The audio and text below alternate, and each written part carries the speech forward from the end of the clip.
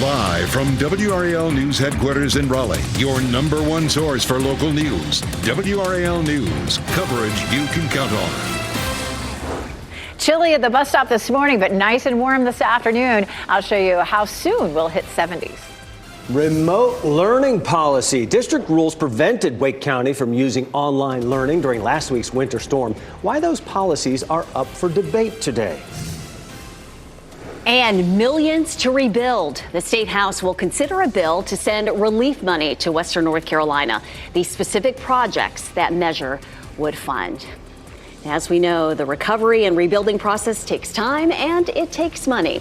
We'll keep tracking that for you. Good morning, everyone. It is 6 o'clock. Welcome to your Tuesday. I'm Renee Chu. And I'm Jeff Hogan. Yeah, thanks for making us part of your day here as we get things started on a beautiful Tuesday ahead. Certainly, it is pretty mild out there. Still need a coat when you step outside, but later, you're going to forget it somewhere probably. Elizabeth Gardner over at the WRAL Severe Weather Center right now with this great start. Yeah, take a look at this. A live look at downtown Raleigh. This is a look from the Jimmy V camera down Fayetteville Street, and it looks nice and quiet out there this morning. In the Triangle, temperatures are in the upper 30s, but most of our locations are in the low to mid 30s, so it's definitely jacket weather. You're going to be tempted to wear short sleeves, and you should. I mean, temperatures will be in the low 70s this afternoon, but it's still cold this morning. 31 in Southern Pines, 32 in Goldsboro, 33 South Hill, 30 degrees in Roxborough. Town by town, temperatures are running anywhere from around 5 to 8 degrees warmer than yesterday in some places, and will definitely be warmer in the afternoon. We hit 66 officially at RDU yesterday. We'll top out today at around 72 degrees. Coming up, we'll talk about how frequently we tend to see 70-degree days in February. Ken? Well, let's start outside, give our viewers a live look at I-40 and Airport Boulevard. Traffic flowing nicely in both directions. Let's go to the east of Raleigh. Let's get a look at I-87 and New Hope Road. Similarly, everything looks great if you're heading out right now. In terms of the big picture, we just have reports of Garner Police working at some type of road debris on Fayetteville Road and Anne Arundel Court. If that sounds familiar, just be mindful that police officers will be working there. But wherever you're headed right now, you get to that place on time. You're getting ready to head out the door. Tune us in on the radio, 101.5 HD3. Today, concerns about how Wake County Public Schools handles its weather-related schedule changes will be addressed. In particular, school leaders will examine their remote learning policy. WRAL's Kelsey Coffey is live at district headquarters in Cary, and this is an issue that really picked up some steam when school was closed for 3 days last week. Kelsey, good morning. Jeff, good morning. It did. School leaders will meet here at Wake School headquarters to talk through their options. They're considering changing their remote learning policy to allow students to learn from home in order to avoid makeup days. WRAL has stayed on top of this since school was canceled several times this year due to winter weather. Just last week, school was closed for 3 days. Some parents are happy that the district is considering remote learning. Others see this as a challenge. A spokesperson for the district says, for now, they will only use remote learning as a last resort. WRAL Education Insider Emily Walkenhorst explains how school leaders are addressing makeup days this school year. For a traditional calendar, that last Monday after spring break is now a school day instead of a teacher work day. Multi-track year-round students have to come in on a Saturday now to make up those days.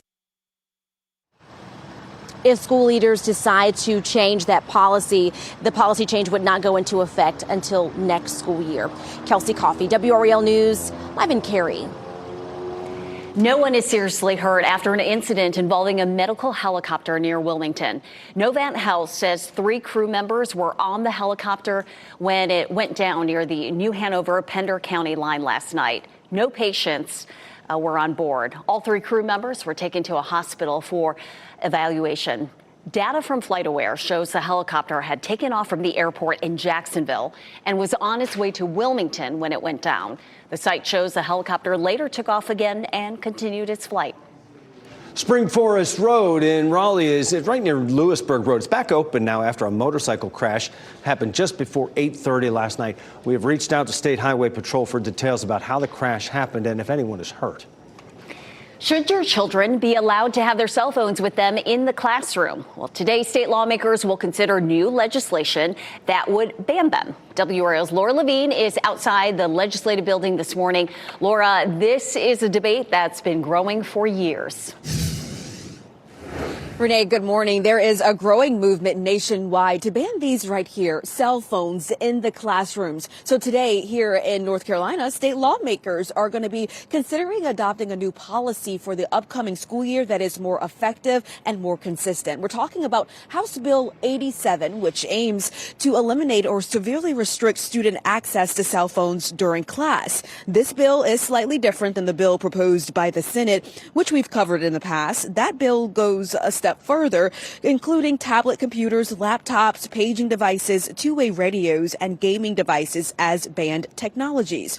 WRAL state government reporter Will Doran explains how local school districts have already received some pushback on launching similar policies this year. Yeah, this is a really emotional topic. Some people think it's complete common sense to ban phones in schools. Other people, especially lots of parents, would want to be able to reach their kids during the day for planning purposes or whatever other reason. And so you hear a lot of emotions on both sides of this bill. So the House K-12 Education Committee will discuss this new bill being proposed today. However, we could see some modifications significantly to this bill before the Senate takes it up, with this conversation happening tomorrow. Laura Levine, WRAL News. We're live in Raleigh. Also on the legislative docket today, a vote for over $500 million in Helene relief money. That total came as a rebuttal to Governor Josh Stein's call for more than $1 billion in recovery funds. If it passes, the motion would go to the state Senate. Some of the $500 million would go to housing repairs, agricultural investments, and repairing roads. The vote was scheduled for last week, but was postponed because of the winter weather here. We will keep you up to date with the outcome of today's vote. 3 candidates are vying to become Raleigh's next chief of police. The 3 finalists introduced themselves during a community forum last night. They are Raleigh Police Deputy Chief Rico Boyce, Commander Sonia Russell from the Detroit Police Department, and Commander Joshua Wallace from the Chicago Police Department. Unions representing Raleigh police officers are endorsing Boyce. Some community activists who were at the forum tell us they are drawn to an external candidate. A decision is expected after Chief Estella Patterson's final day on the job, which is Saturday. Now, in less than 10 minutes, hear from Patterson about the challenges she expects her successor will face. Raleigh Water says a spill of fuel in Falls Lake will not affect drinking water. Sky 5 flew over the scene yesterday afternoon after a dump truck crash caused that fuel leak. Cheek Road was closed for more than 2 hours near the Wake-Durham County line for the cleanup. We talked with drivers who were stuck in traffic as that work was being done. I should have been smarter than I am, because I should have turned around, but I despised the idea of getting on 98 in that rush hour, Raleigh Water says the leak was relatively minor and did not make it upstream. No one was seriously hurt in the crash. Covering Wake County today, commissioners and the school board will meet to go over budget priorities. Right now, there is no proposed budget for the school system. Today's meeting is standard ahead of proposing a budget to ensure the county is able to fund school needs.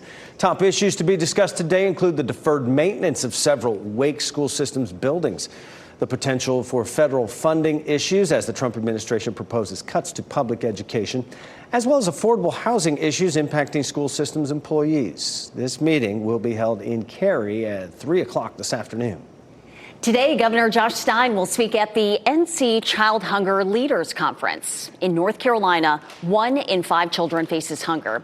Today's conference focuses on programs that provide healthy meals to children in school and ensure families have enough to eat when on breaks. The all-day event is at the Friday Center in Chapel Hill.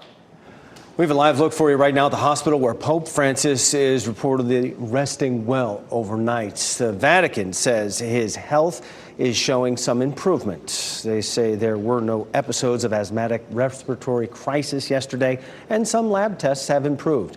The Pontiff's medical team also says his earlier kidney problems are no longer an issue.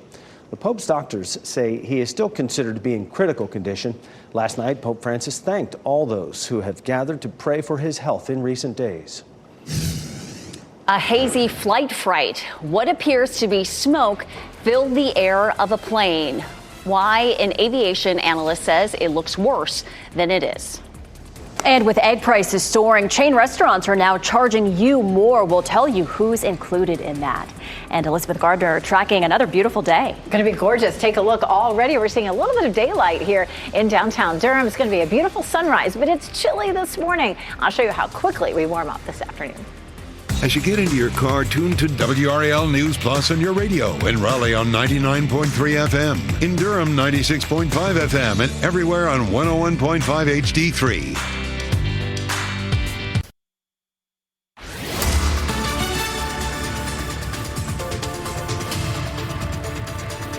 6:12 and taking a look at our beautiful weather in our forecast.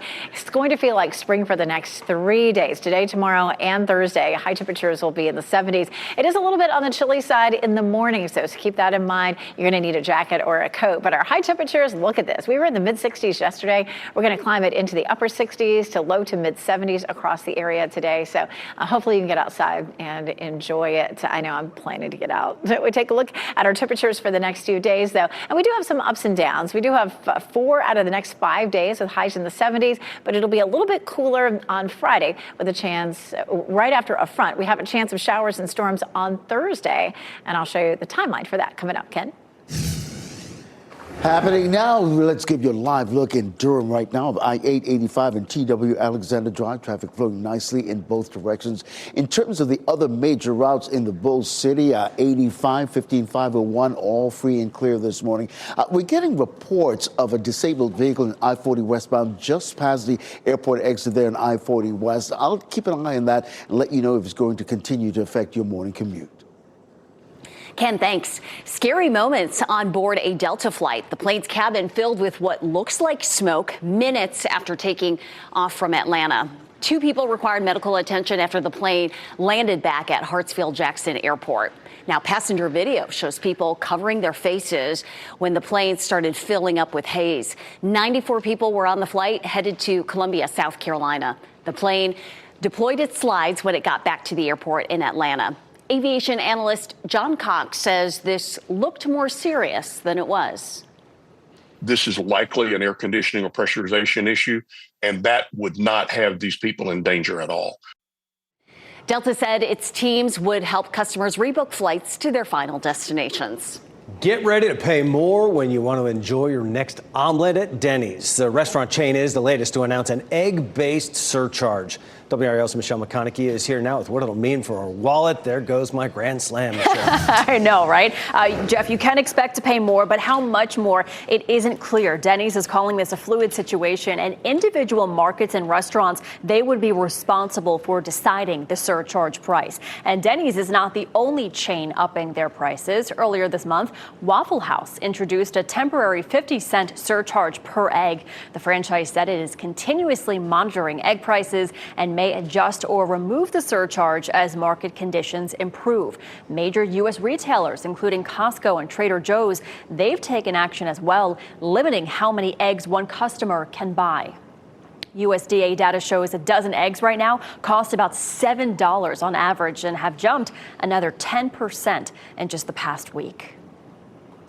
Imagine it, people wanting to order Eggs Benedict sans the egg, right? You just get Benedict at that point. Do want to show you what the U.S. futures are looking like this morning while we're talking about the prices of eggs as well as inflation. You can see they're down right now. S&P 500 down 14 points for the U.S. stock futures. Dow Jones down 60 and the NASDAQ down about 90. And this is all what we're seeing right now ahead of the 10 o'clock release of the Consumer Confidence Report. That's slated to kind of talk a little bit about how people are feeling about their spending habits, including inflation, and even what they're going to spend on their vacations.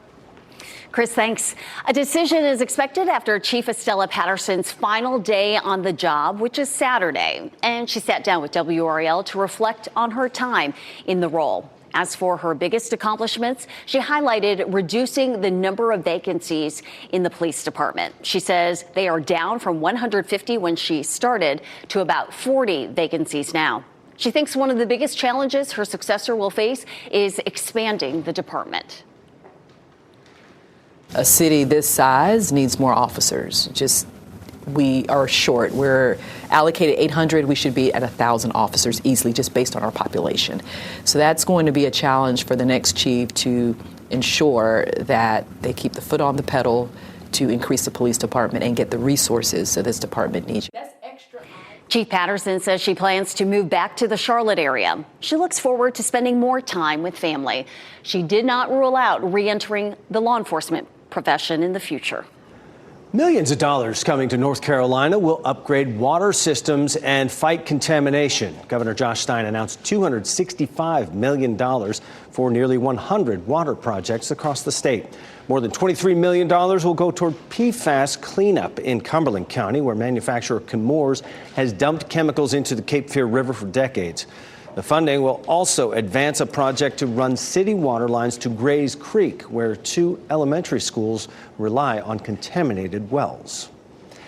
6:18 is the time right now on our Tuesday morning as we get things started, waiting on that sunrise and a beautiful sunny day ahead, almost spring-like. Elizabeth Gardner in the WRAL Severe Weather Center right now, and still we have a chance of rain off in the distance Thursday, right? Yeah, not till Thursday, and it'll be fairly late in the day, and we're going to go over that right now. We'll take a live look at Fayetteville and Raleigh, as well as Apex and Chapel Hill. Just starting to see a few hints of daylight out there. A little bit of cloud cover in a few spots, but that actually should make for a beautiful sunrise, and we're going to see dry conditions with lots of sun today. Chapel Hill is courtesy of Top of the Hill Restaurant this morning. We take a look at the big picture. We have a low pressure system. We were watching this one yesterday. It was down here in the Gulf. Now it's moved out into the Atlantic. It's sending a cloud or two our way, kind of like it did yesterday, but it's not going to be impactful for our weather. Our next system is going to come off of the Pacific and fly across the country and arrive here on Thursday. By the time it gets here, it's going to be fairly weak. Ahead of that front, we'll be nice and warm, which is pretty typical. Ahead of a front, we are typically warmer. Behind a front, typically cooler. That's exactly what we'll see Thursday into Friday. This, as I mentioned, will be a fairly weak system as it comes through, but there could be a few isolated thunderstorms. Here's a look at Futurecast. Around 7 or 8 in the morning, we start to see that front crossing the state. At lunchtime, we're dry, but into the latter part of the afternoon, you can see around 3 or 4 o'clock in the afternoon, we see this front coming through, and it's likely to be with us during the evening commute and then moves on by. A few isolated thunderstorms are possible with this. It's a 40% chance of rain for Thursday, and then we may see an isolated shower again on Monday, but it's a fairly dry forecast. We take a look at our forecast rainfall, and we're only looking at about 1/10 to 1/4 of an inch out of this. We potentially have more rain in the forecast, though, for the month. For the 5th through the 11th of March, we have an above normal chance of rain and potentially above normal temperatures for that time period as well. So we do need the rain, definitely, but because we are abnormally dry to moderate drought across our area. 3 days in the 70s. Of course, we'll end that Thursday with our front coming through. A little cooler Friday at 60, but then 70 Saturday, and then 50s on Sunday and Monday. So big roller coaster ride coming up in just a little while. We'll talk about why we tend to see such a big roller coaster ride in the spring. Oh, hang on. Elizabeth, thanks. Hey, we just got reports of a disabled vehicle here on I-40 westbound. This is near Wade Avenue. We initially got reports that maybe it was affecting one lane, but as you can see from these, courtesy of a live cam network, the traffic is flowing nicely in the westbound lanes. I'll keep an eye on that, let you know if it will affect your morning commute moving forward. But in terms of the big picture, that's really the only trouble spot. All the other major routes are delay-free right now. Ken, thanks. Making the team. A Wake County Sheriff's deputy auditioned on The Voice last night. See how many chairs he turned around and whose team Deputy Hunter chose.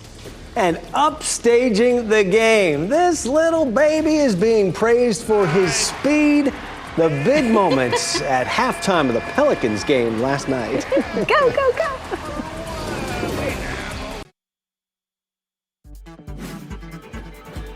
This What's Trending report, sponsored by Rug & Home. 2 basketball games nearly overshadowed by antics during break time. Yeah, from a 94-foot putt to what could be New Orleans' fastest baby. Ken Smith here now with What's Trending, Ken. Yeah, Jeff and Renee, let's start with that putt. An exciting moment on the court during a stoppage in play in a college game. A Texas Tech fan hit a full court putt into a small target.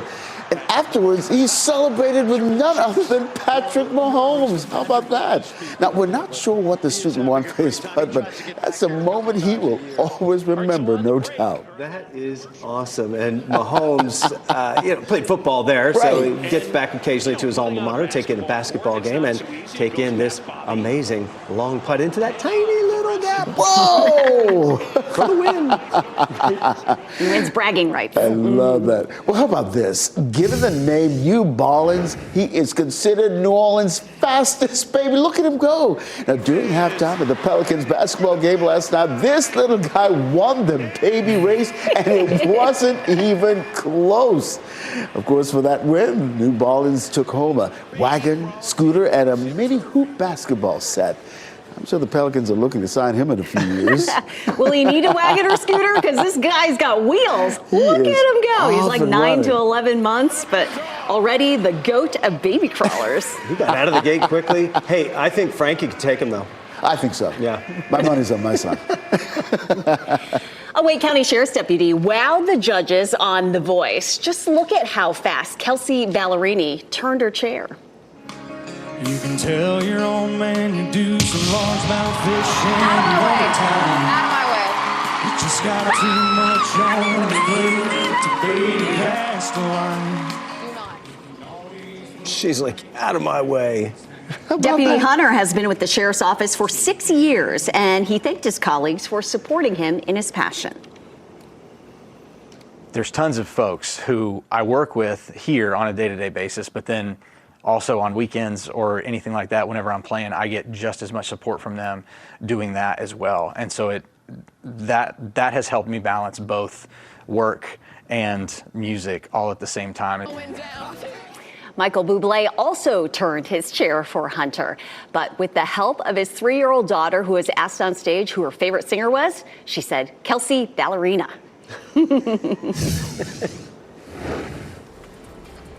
Hey, it's a chilly start, but a beautiful afternoon. First bell, temperatures are likely to be in the low to mid 40s, so the kids will be happy in a jacket. I'll show you how quickly we warm up into the 70s this afternoon. And a medical helicopter down. New information about an unplanned landing near Wilmington. And no more cell phones. A ban on cell phones in schools will go before the state legislature today. The additional devices included in today's bill.